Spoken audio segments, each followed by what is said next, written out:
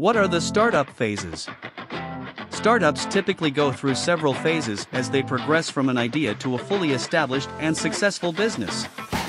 The specific phases and their names may vary, but a common framework for the phases of a startup includes: Number 1, idea generation. This is the initial phase where the founders come up with a business idea. They identify a problem or opportunity and brainstorm potential solutions. Number 2, concept development.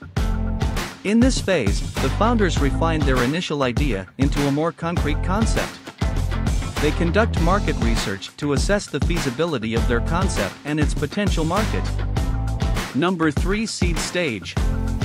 This is the very early stage of a startup where founders secure initial funding to develop a minimum viable product, MVP, or proof of concept.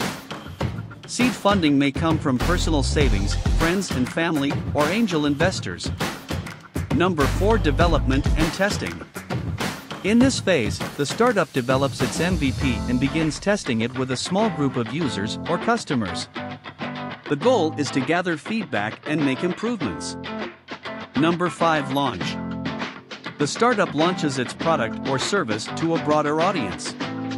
This is often a critical milestone, as it marks the beginning of the startup's presence in the market. Number 6, traction.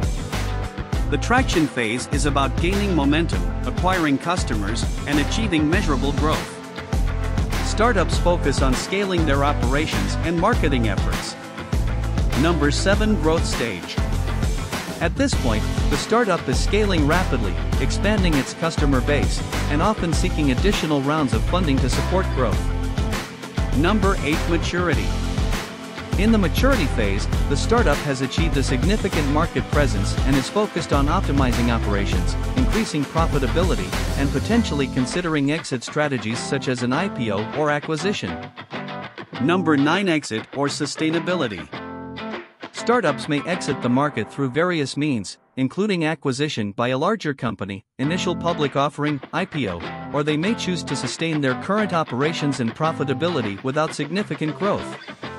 It's important to note that not all startups follow this exact sequence of phases, and the journey can be different for each company. Some startups may pivot or change their direction, while others may stall or fail at various stages.